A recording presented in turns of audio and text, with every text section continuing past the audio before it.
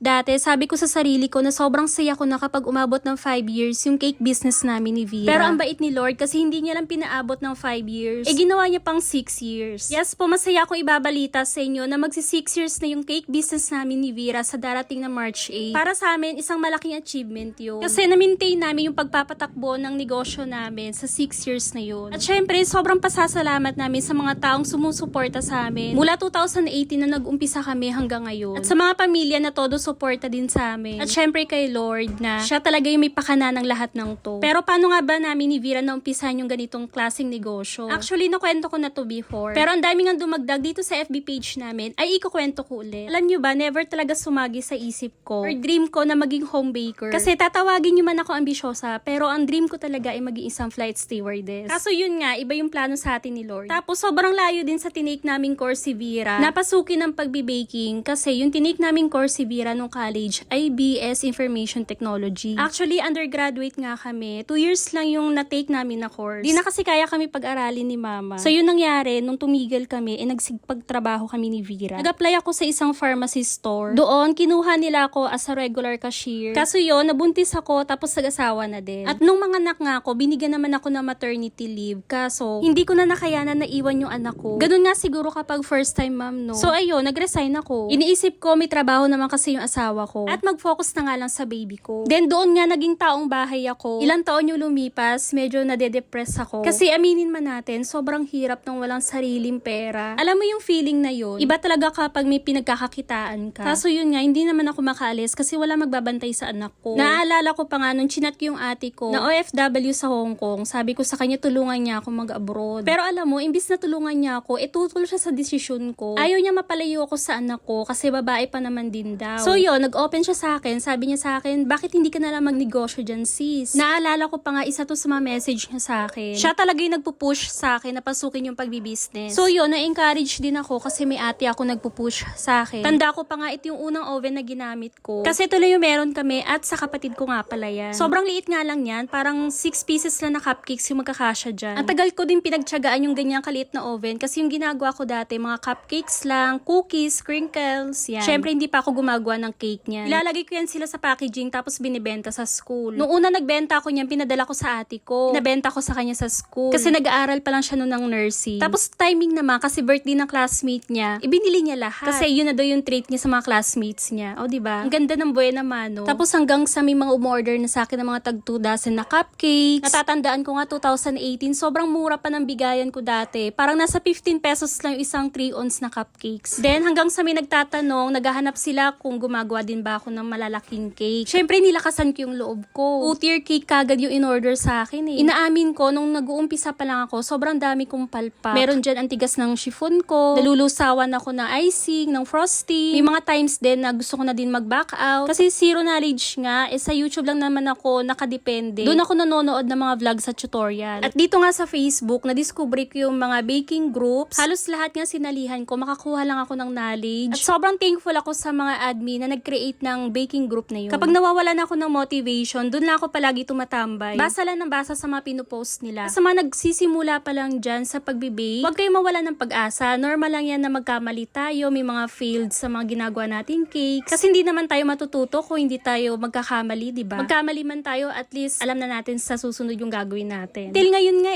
kahit matagal na ako sa pagbibusiness ng cake, may mga mali pa din ako nagagawa. Wala naman kasing taong pinanganak na perfecto, diba? So yun, sobrang thankful ko din sa mga customer namin na nagtitiwala sa akin kahit nabaguhan pa lang kami. Naging okay naman yung flow ng business hanggang sa atake ako ng sakit ko, nagkaroon ako ng gallstone at kailangan akong operahan. Grabe nga ang dami kong booking nung araw na yun. At kailangan ko talaga silang i-cancel. Meron na akong isang customer na ginawan kasi naka-fully paid na siya. Tapos first birthday pa ng baby niya. Tapos may isa pa pala akong wedding cake na naiwan. Diyos ko. Sino ba naman mag-aakala na ooperahan ako? Pero alam nyo kung sino yung naging angel ko? Yung sumalo ng lahat ng yon na gumawa, walang iba kundi yung kambal ko, si Vera. Na on the spot siya sa paggawa ng cake. 2-tier na full fondant, tapos 5-tier na wedding cake. Pero alam nyo ba, hindi niya talaga master gumawa ng cake. Kinukuha ko siya minsan, nagpapatulong ako sa kanya kapag di ko na kaya. Pero pag bake, pag assemble, lahat-lahat, hindi niya pa naman master yun. Pero grabe, bilib talaga ako sa kambal ko. Then siya na yung sumalo ng negosyo ko. Di pa kasi ako pwede makabalik sa pagbibake. Mga 2 months din ako naka-bed rest. Kasi nagkaroon ng complication dun sa operation ko. Pero thank you Lord kasi okay na ako ngayon. Pero Kung akalain mo yun, nagawa niya yun. Kasi dati sabi niya sa akin, wala daw siyang plano pasukin yung pagbibusiness ng cake eh. Iba kasi yung mga binibenta niya. Naglalako yan ng mga merienda, mga kakanin, yan. Iniikot niya yan, grabe. Wala na sa katawan namin yung mga hiya-hiya kasi na-train na kami ni Papa nung mga maliliit pa lang kami. Halos lahat na ata ipinalako niya na sa amin. Pero magandang advantage din kasi na-apply namin ngayon. Kaya sobrang thank you Lord. Biniles mo kami ni Vera ng ganitong negosyo na sobrang convenient na sa amin. At higit sa lahat na sustain yung gastusin namin sa araw-araw. Hindi na namin kailangan lumayo pa or mag-abroad. Kasi dito sobra-sobra na eh. Dagdag pa na pinasok namin yung pag-vlog. Nagkaroon kami ng opportunity na pasukin yung pag-vlogging. Kasi itong mismong ginagawa namin, ito na yung ito na yung pwede nang it-content eh. Sobrang laki opportunity talaga na pasukin yung vlogging. Ni-spread kasi nito yung marketing mo. Dami na namin naging customer na pinapanood lang daw nila yung vlog namin. O diba, sobrang advantage talaga. Dahil din sa business na to, ang dami na din naming napunda. Pero halos lahat ng kinikita namin sa mga gamit lang talaga napupunta. Ina-upgrade namin yung mga gamit na magbibigay sa amin ng kaginhawaan or mapapabilis yung ginagawa namin. So, ang masasabi ko lang din, na para tumagal yung negosyo mo, unang-una, syempre, i-maintain mo yung quality ng mga cakes mo. Then, customer service, dapat palaging magpakumbaba sa mga customer. Kahit nanggigigil ka na, char. Then, i-appreciate mo sila, yon. Meron na alis, syempre, hindi mo naman mapiplease sila. Pero syempre, ang dami din darating. Ang daming bagong darating. Kaya, dapat dun tayo mag-focus. At higit sa lahat, hingi tayo ng guidance kay Lord. Na i-guide niya tayo palagi para maging maayos yung mga ginagawa nating cakes sa araw-araw. At dahil mag-aanim na taon na nga kami ni Vera sa negosyong ito, pipili kami ni Vera ng 3 lucky winner na may bibigyan ng 500 each sa GCash. Ang sino man mag-share ng video na to. At syempre, para makita namin na shinare mo nga yung vlog na to, dapat nakaset siya sa public. At sa Monday na nga namin i-announce kung sino yung mga lucky winner. Anyways guys, yung mga cakes nga pala nakikita nyo dito sa video, ginawa nga pala namin nung last year. October 21 to be exact. Same day lang namin to sila ginawa lahat. Grabe no, nakakamiss yung mga ganitong kadaming order. Halos kulang na lang gumapang ka sa dami. Maraming salamat po sa mga umorder ng mga cakes na to. So yung 3-tier cake nga pala na to, ay kami din yung nag-deliver sa venue. Ito nga yung pinaka-favorite ko na cake na ginawa dito sa video na to. Ikaw, ano yung pinaka-nagustuhan mong cake na ginawa ko dito? Comment down below na dyan. So yun lang guys, sana nagustuhan yung cake vlog natin for today. Thank you for watching. Ingat po kayong lahat.